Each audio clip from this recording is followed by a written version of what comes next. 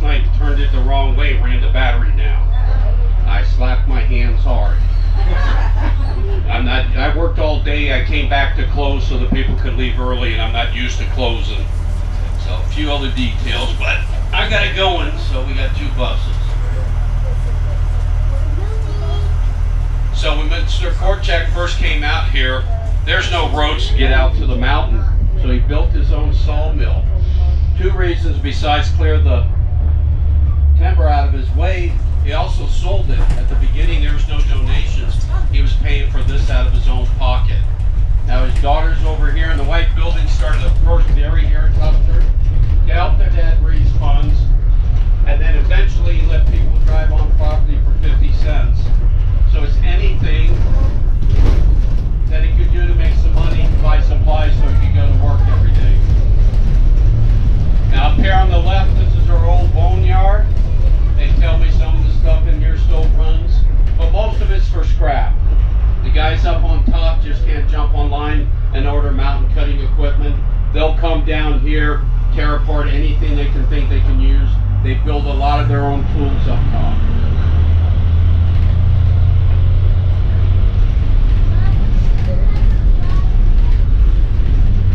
Now if you look straight ahead, come down from the hand, you see a dark coloration on the rock. It looks like it's got a white line through it. It's the legs of the horse coming down. You can barely see anymore. But Mr. Korchak hung off of that mountain. He went through about 170 gallons of White House paint. His wife Ruth was in the parking lot. She had a walkie-talkie and binoculars, and she talked him through the process.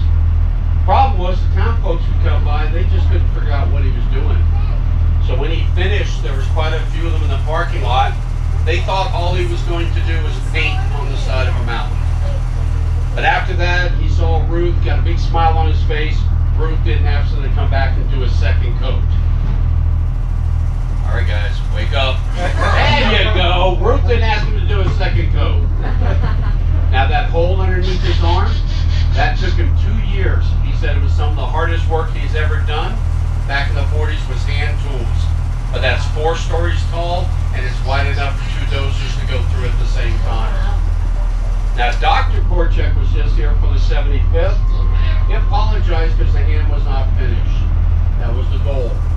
He also apologized because everybody wants to know a magic date.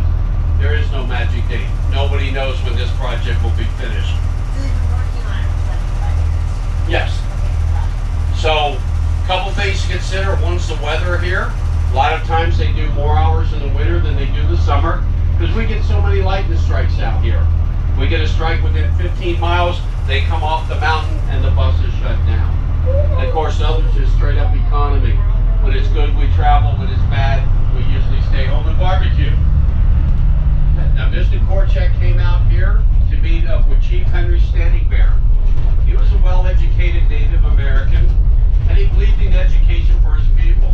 Well, Mr. Korchak and Ruth also believed in education, so he went out and bought all the land around here he could, and eventually through trade he got it all together. There's 1,000 acres out here. So the dreams of the hope one day is to have a Native American college and a medical center here on property. Now we do have a college. It's a mile south of the entrance. The kids live upstairs, go to school downstairs. They come from all over the United States, and it's all provided at no cost to them. And that was the chief's dream and hope, was to give his people free education. Now up here on the left, there's some white trees. Those are aspen trees. And behind those trees is a flag and a tomb.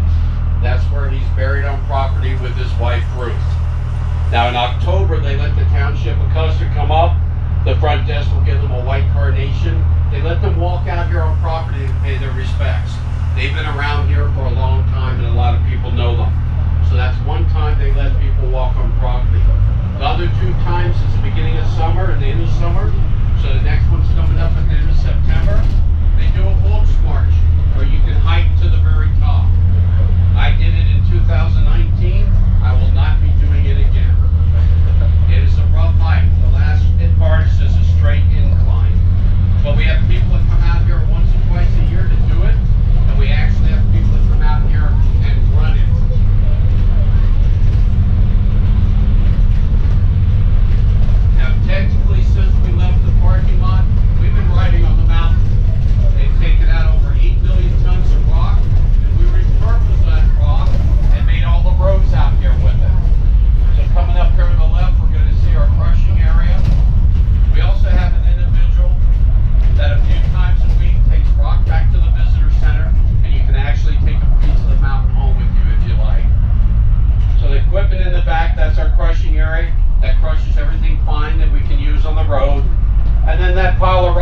skip loader. Those are the rocks he'll go through and take back to the visitor center. Now, Mr. Korchak wanted this as a mining claim, but he had to go back east to take care of some business. And before he got back out here, somebody had already claimed this mountain. So him and Chief Henry Standing Bear met with that individual and his son, explained what they wanted to do, and they were nice enough to sell the claim to him. So in return, he said him and his son could live on this land as long as they wanted to. This is the actual shack they lived in. And then eventually, Mr. Korchak hired his son to drill wells for the visitor center and a few other jobs for him.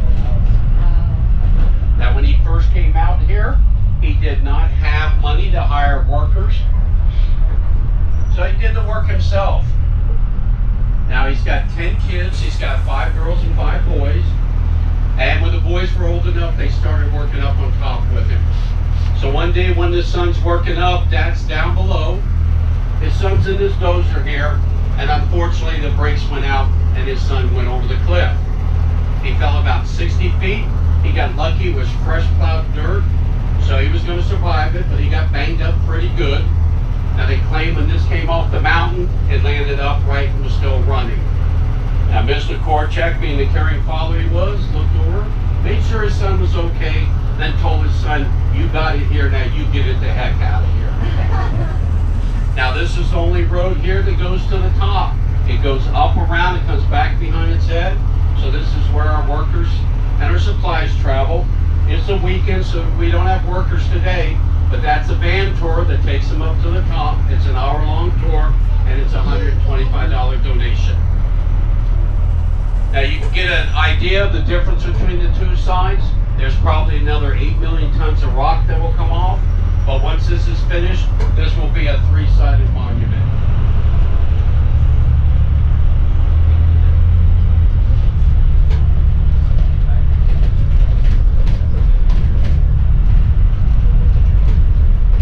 We're going to stop down in this cone area. I'm going to give you a minute or two to take some pictures. Then I'm going to explain to you how this whole process got started. I need you to please stay within this cone area. Do not come out into the road. We do have traffic that comes through here, and sometimes they're moving pretty quick. But give me a second to set up the step stool, and we'll get you out.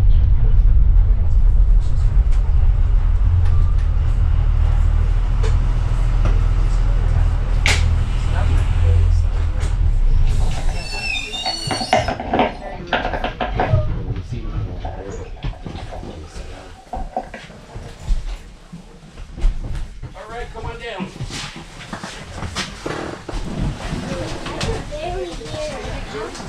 Go ahead, Newman. Let's drive to the top. There's a possibility we might be able to drive around it, but nobody knows for sure yet how they're going to handle this.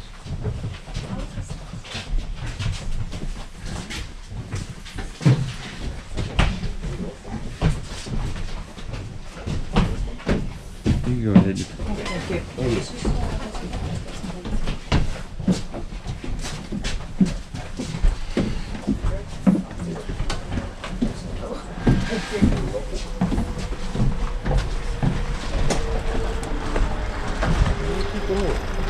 I parked down here so you could park behind me. Oh, they're always fun. Yeah. Well, it used to be bad. They used to drop them off and they used to take our buses. So you might wait 2 or 3 hours to get a bus depending on how many buses showed up. And then somebody finally got the bright idea, we can stick somebody on this and give the tour. That made a lot more sense. Mary. Did you bring your phone with you? Yeah, I did.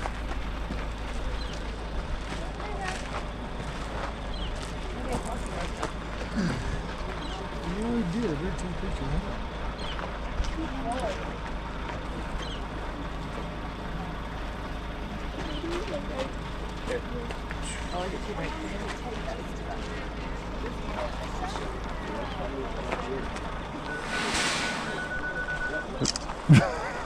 Was I in the way? No, you're.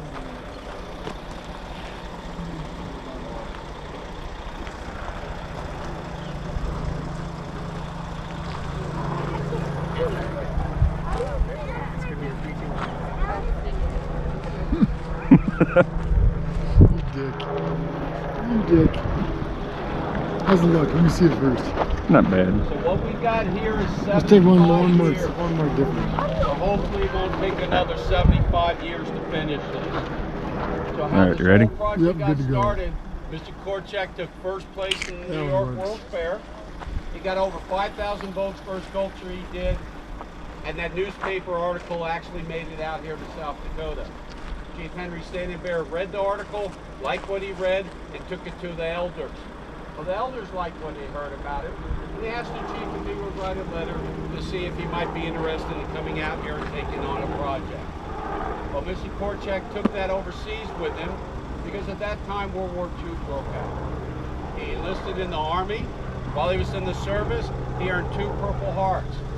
Now, he was a self-taught carver. While he was in France, he found an old piece of the tree, and on his free times, he carved on it. Well, that sits in a French museum. It turned into a bust of Charles de Gaulle. He did a number of his stuff just strictly by memory. He had done one of the popes, Norman Webster. He also did one of JFK that he presented to President Clinton. So by the time he did get out here, he wasn't world famous, but people had started hearing his name. So eventually he comes out. He spends 2 weeks on the Pine Ridge Reservation with the chief and the elders, and they talk about the project. Well, after 2 weeks, he left, went home. He didn't know if he wanted to come out here and take this on. And I'm sure him and his wife, Ruth, had many, many long conversations about this process.